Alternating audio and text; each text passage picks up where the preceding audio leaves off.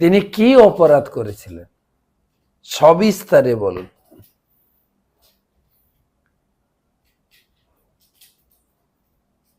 খুব সাবধান থাকতে হবে কিন্তু আমাদের ছিল নরোত্তম দাস ঠাকুর। তিনি অত্যন্ত গুরু ভক্ত ছিলেন এবং খুব সাবধান নিষ্ঠা সহকারে গুরু সেবা করেছেন। তার গুরুদেব ছিলেন লোকনাথ গোস্বামী আর শিক্ষা গুরু ভূগর্ভ গোস্বামী। তারা বৃন্দাবনে ভজন করতেন। তার ভজনস্থলী এখনো আছে, নরোত্তম দাস ঠাকুরের ভজনস্থলী, সরি লোকনাথ গোস্বামীর ভজনস্থলী।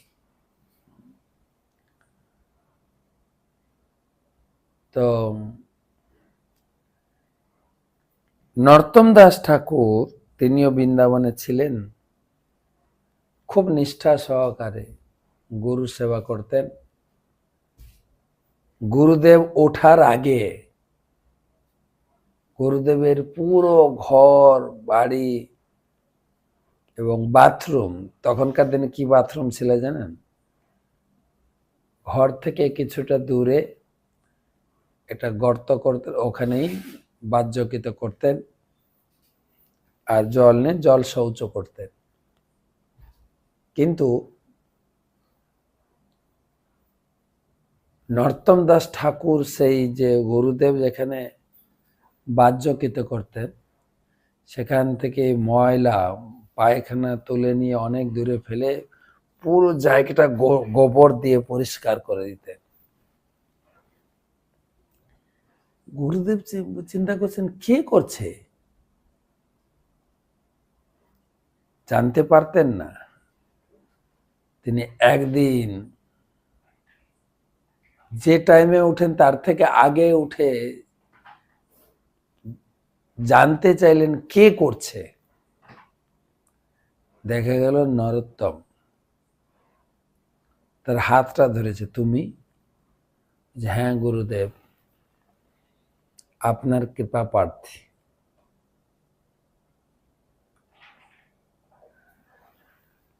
লোকনাথ গোস্বামী কাউকে শিষ্যরূপে গ্রহণ করতেন না এবং নরোত্তম ছিলেন রাজকুমার, রাজার বাড়ি ছেলে, সে খেতুরিতে বাংলাদেশে।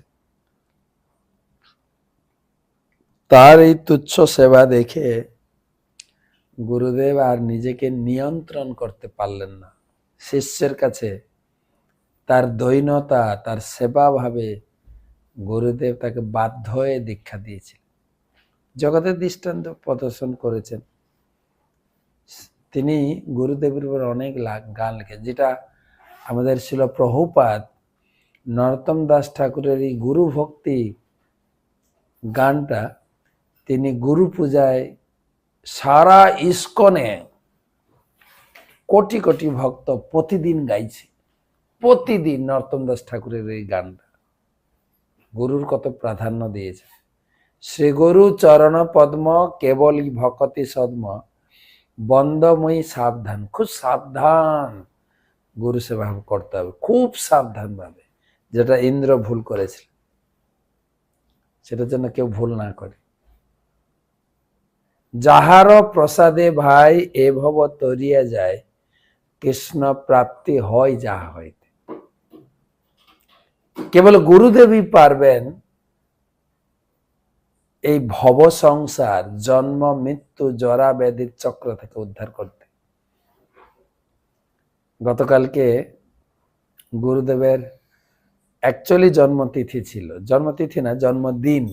গুরুমহারাজ বললেন ইংরেজি ক্যালেন্ডার অনুযায়ী আমার আজকে জন্মদিন, মানে 9 এপ্রিল। তো আমরা বিশাখাপত্তনমে ছিলাম, সেই 550 ব্রহ্মচারী, কিছু ভক্ত রাত্রে ট্রেন ছিল চলে গেছিল। আর এই দক্ষিণ ভারতের আশেপাশে বিজয়বাড়া, রাজমন্দ্রী, আমি যাদের যাদের দেখেছি সে কাতারে কাতারে লোক এসেছিল, বাস ভর্তি করে। গুরুদেবের এই জন্মতিথি, তিথি না, জন্মদিন পালন করবেন, গুরুদেবের সাক্ষাৎ, সব মিলিয়ে সে একদম উপচে পড়া ভিড়। তার মাঝখানে গুরুদেব সবার উদ্দেশ্যে বলছিলেন যে আমার আজকে ইংরেজি ক্যালেন্ডার অনুযায়ী জন্মদিন। আমার জন্ম হয়েছিল আমেরিকাতে। শিল প্রভুপাদ সঙ্গে কিভাবে সংযোগ হলো এবং প্রভুপাদ কিভাবে আমাকে আশীর্বাদ করলেন, আমাকে অনেক সেবা দিয়েছেন, আমি যথাসাধ্য করার চেষ্টা করেছি। প্রভুপাদ আমাকে 19 বছরে, আমি মন্দিরে আসে 19 বছরে আমাকে হরিনাম দীক্ষা দিয়েছেন এবং 21 বছরে সন্ন্যাস দিয়ে আমাকে ভারতে পাঠালেন। তখন থেকে আমি প্রচার করছি এবং আমার 28 বছর বয়সে আমাকে প্রভুপাদ গুরু পদে আসীন করলেন, দীক্ষা দেওয়া শুরু করেছি। এখনো পর্যন্ত প্রভুপাদের যার নির্দেশ আছে আমি পালন করার চেষ্টা করছি। তিনি বলেছেন আনলিমিটেড প্রচার করো। তো আমি তোমাদেরকে শিষ্যরূপে গ্রহণ করেছি। আমার দায়িত্ব তোমাদেরকে এই ভগবত ধামে পৌঁছে দেওয়া, এই কষ্টময় জীবন থেকে মুক্ত করা। সেটা আমি প্রতিশ্রুতি করেছি তোমাদের কাছে, কিন্তু সেই সঙ্গে তোমরাও প্রতিশ্রুতি করেছ যে আমার নির্দেশাবলী পালন করবে। যদি করো অবশ্যই আমি তোমাদের উদ্ধার করব। তো এখানে নরোত্তম দাস ঠাকুর সেই কথা বললেন, যাহার প্রসাদে ভাই এ ভব তরিয়ে যে, কেবল গুরুদেবের কৃপায় এই ভব সংসার দুঃখময় জগৎ থেকে মুক্ত হয়ে ভগবানের কাছে পৌঁছাতে পারি।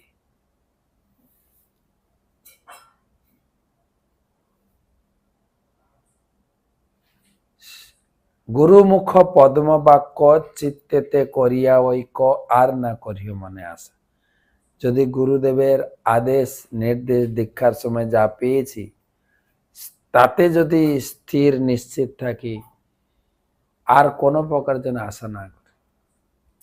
শ্রী গুরু চরণের অতি এই সে উত্তম গতি, যে প্রসাদে পুরে সর্বাস। শ্রী গুরুদেবের চরণের অতিমতি হলে অবশ্যই ভগবত ধামে ফিরে যাব। চক্ষুদান দিল জয়ী, জন্মে জন্মে প্রভু সেই দিব্য গান হৃদে প্রকাশিত। যিনি যখনই গুরুদেবের কাছে দীক্ষা গ্রহণ করা হয়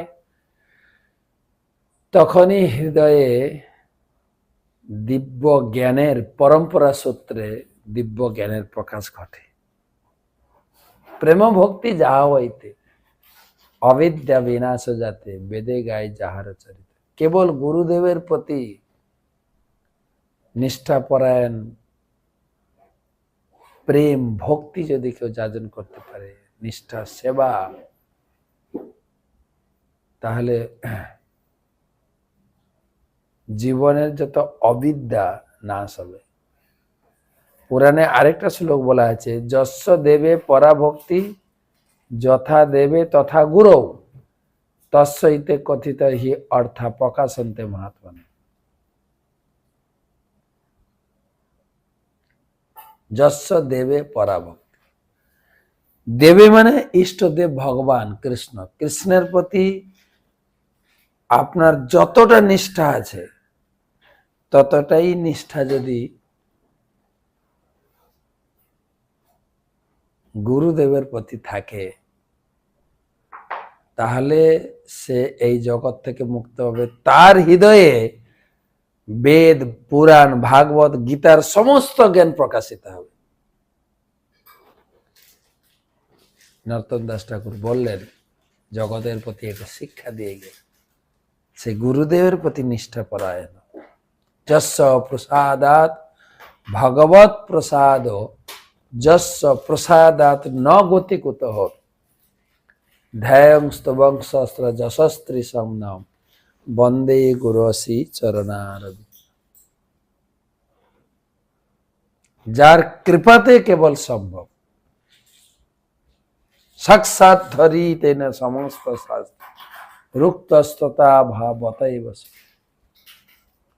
গুরুদেব হচ্ছেন সাক্ষাৎ হরি, কিন্তু সঙ্গে সঙ্গে লিখলেন এটা জগতে অপপ্রচার হতে পারে, তাই তিনি বললেন কিন্তু প্রভুর যে প্রিয় বেত, তিনি হরির মতো হরি নন, হরির দাস, হরির প্রিয় সেবক, তার সেবা কর। তো সেই গুরুদেবের উপরে অনেক কথা, কিন্তু প্রশ্ন আছে জগতে আবার অনেক কুলগুরু, গোসাই গুরু এই সুবিধাটা নিচ্ছে, এই গুরুদেবকে ভক্তি করো। কিন্তু শাস্ত্র সাবধান করলেন, হ্যাঁ, গুরু সবাই নয়। সৎ কর্ম নিপুণ বিপ্র মন্ত্রতন্ত্র বিশারদ। অনেক জ্ঞান হতে পারে, বেদ পুরাণ পড়তে পারে, শ্লোক মুখস্থ করতে পারে, ভালো লেকচারও দিতে পারে, অবৈষ্ণব গুরু, বৈষ্ণব সপচক। কিন্তু সে যদি বৈষ্ণব না হয়, ভগবান কৃষ্ণের ভক্ত না হয়ে নিজেকে ভগবান বলে দাবি করেন, তিনি গুরু নন, তিনি গুরু নন। তাকে বৈষ্ণব হতে হবে এবং ভগবান কৃষ্ণের সেবায় নিজেকে উৎসর্গ করতে হবে, নিজেকে ভগবান কৃষ্ণের দাস বলে জগতে প্রকাশ করবেন। কিবা বিপ্র কিবা ন্যাসী, মহাপ্রভু বলেন শূদ্র কেনে নয়, যেই কৃষ্ণ তত্ত্ববেদ, কৃষ্ণ ভক্ত এবং কৃষ্ণ তত্ত্ব যিনি জানেন, এই জগতে কৃষ্ণ ব্যতিরেকে পরতত্ত্ব আর কিছুই নেই। ভগবান গীতায় ডাইরেক্ট বলেছেন, তিনি বললেন যে অহম সর্বস্ব প্রভব মত্য সর্বম প্রবর্তন, আমি সবকিছুর মূল, আমি জগৎ সৃষ্টি করেছি। ভাগবতমের শুরুতে ব্যাসদেব লিখে গেলেন, জন্মাদশ যত অন্যাদ ইতরত চার্থে অভিজ্ঞ সরাট তিনি ব্রহ্মা হৃদয় আদি কবে মহ্যন্তি যৎসুরায়। বিশ্ব ব্রহ্মাণ্ডের স্রষ্টা বসুদেবের পুত্র বাসুদেবকে যিনি উপলব্ধি করতে পারেন, তিনি হচ্ছেন গুরু। গুরুমাত কালকে বলছিলেন, প্রভুপাদ আমাকে অসীমিত ভাবে প্রচার করতে বলেছে, তা আমি এখন অসুস্থ, তোমরা করো, তোমরা যেটা পেয়েছো জগতে সেটাই বিতরণ করো।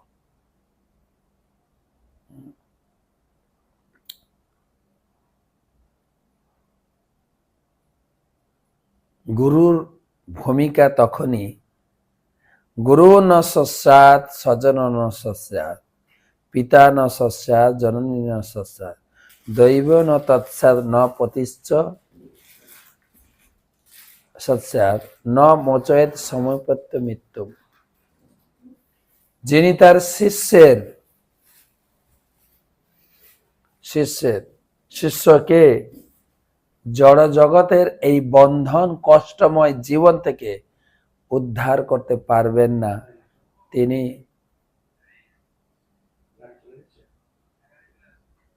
তিনি তিনি জগতে তিনি গুরু নন, তিনি গুরু নন। তো সেটাই বিস্তারিত অনেক কথা বলা হয়েছে। তাই অর্জুন তিনি বর্ণনা করলেন গীতার শুরুতে, প্রথম অধ্যায়ে আমি এত কথা বলে গেলাম, এত কথা বললাম, কিন্তু কার্পণ্য দোষ পহত স্বভাব পিচ্ছামি তাং ধর্ম সমূঢ়চেত যৎ শ্রেয় সাত নিশ্চিতং ব্রহিতন মে শিষ্টস্তে অয়ম সাধি মাম তাং প্রপন্যম। কৃপণ দোষ, কৃপণতা দোষ আমার, সংসার আসক্তি আত্মীয় স্বজন এই যে ভাব ধারণা, এটা কৃপণ,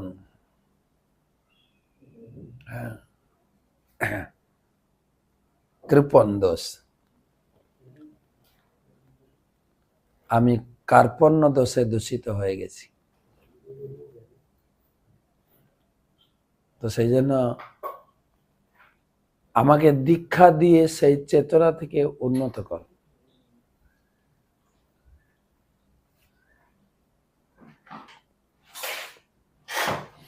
কার্পণ্য দোষ। তো যাই হোক, গুরু সম্বন্ধে অনেক কথা বলা হলো। সেই গুরুর চরণে কি অপরাধ করেছিলেন, আবার দেবতা লোক, দেবতারা কি অপরাধ করে?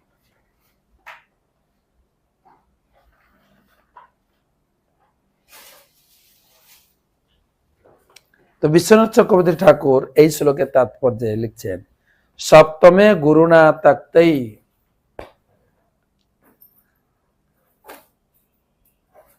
দৈব দৈত্য পরাজিতই বিশ্বরূপ গুরুত্বেন বৃত ব্রহ্ম পদেশতঃ। এই সপ্তম অধ্যায়ে বর্ণনা করা হয়েছে কিভাবে বৃহস্পতি দেবতাদের দ্বারা অপমানিত হয়ে তাদের পরিত্যাগ করেছিলেন। তার ফলে দেবতারা যজ্ঞ করার জন্য বিশ্বরূপকে পৌরোহিত্যে বরণ করেছিলেন।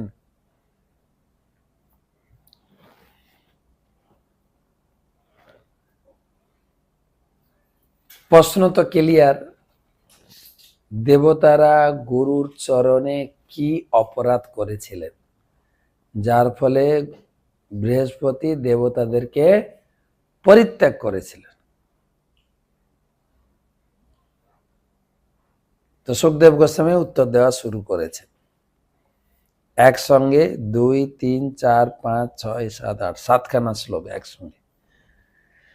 শ্রী বেদরায়ণের উবাচ ইন্দ্রাস্ত্রী ভুবনৈ সর্জম দুল্লঙ্ঘিত সৎপথ মরুদ্ভি বসুভি রুদ্রৈ রাদিতৈর্ভুবির্নিপ বিশ্বদেবৈশ্চ সাধ্যৈশ্চ নাশতাভ্যাম পরিশ্রিতঃ শ্রদ্ধচারণ গন্ধর্বৈ মুনিভি ব্রহ্মবাদিভি বিদ্যাধরস্পরোদ্ভিশ্চ কিন্নরৈ পতগোরগৈ নিষেব্যমান মদ্ভাব মঘবান স্তুতমানশ্চ ভারত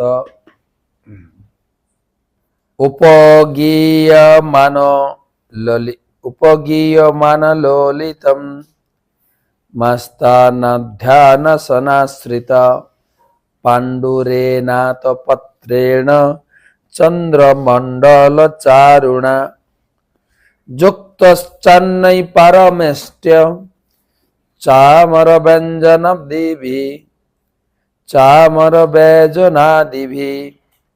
বিরজমান পৌলম্য সহার্ধাসনয়া ভৃশম সযদা পরমাচার্যম দেবানাম আত্মনশ্চ নাভ্যনন্দত সম্প্রাপ্ত্যম পত্তুত্থানসনাদিভি বাচস্পতি মুনিবরম সুরাসুরাণ নমস্কৃতম নচ্চালাসনাদিন্দ্রিয় পশ্যন্নপি সভাগতম। টোটাল এতগুলো শ্লোক। আরেকবার, শ্রী বেদরায়ণীর উবাচ ইন্দ্রস্ত্রী ভুবনৈশ্চর্যম অদল্লঙ্ঘিত সৎপথ মরুদ্ভি বসুভি রুদ্রৈ রাদিত্যৈরিভুনিভির্নৃপ বিশ্বদেবৈশ্চ সাধ্যৈশ্চ নাশতাভ্যাম পরিশ্রিত শ্রদ্ধচারণ গন্ধর্বৈ মুনিভি ব্রহ্মবাদিভি বিদ্যাধরস্পরোভিশ্চ কিন্নরৈ পতগোরগৈ নিষেব্যমান মঘবান স্তূয়মানশ্চ ভারত উপগীয়মান ললিতম আস্তনাধ্যানসনাশ্রিত পাণ্ডুরেণাত পত্রেণ চন্দ্রমণ্ডল চারণ যুক্তশ্চান্नै পরেমষ্টৈ চামর ব্যঞ্জন বাদিভি বিরাজমান পৌলম্য সধর্ণাসনয়া ভৃশম সযদা পরমাশ্চর্যম দেবানামস্তনশ্চঃ নাভ্যনন্দত সম্প্রাপ্তম পত্যুত্থানাসনাদিভি বাচস্পতি মুনিবরম সুরাসুরান নমস্কৃতম নচ্চ চালসনাদিন্দ্র পশ্যন্নপি সভাগতম। অনুবাদ। সুখদেব গোস্বামী বললেন, হে রাজন, এক সময় দেবরাজ ইন্দ্র ত্রিভুবনের ঐশ্বর্য লাভে মদবত্ত হয়ে বৈদিক সদাচার লঙ্ঘন করেছিলেন। তিনি মরুদগণ, বসুগণ, রুদ্রগণ, আদিত্যগণ, ঋতুগণ, বিশ্বদেবগণ, সাধ্যগণ, অশ্বিনী কুমারদ্বয়, সিদ্ধ, চারণ, গন্ধর্ব ও ব্রহ্মবাদী মুনিগণ কর্তৃক পরিবৃত হয়ে সভামণ্ডলে সিংহাসনে উপবিষ্ট হয়েছিলেন। বিদ্যাধর, অপ্সরা, কিন্নর, পতঙ্গ, উরগেরা তার সেবা ও স্তব করেছিলেন এবং অপ্সরারা, গন্ধর্বেরা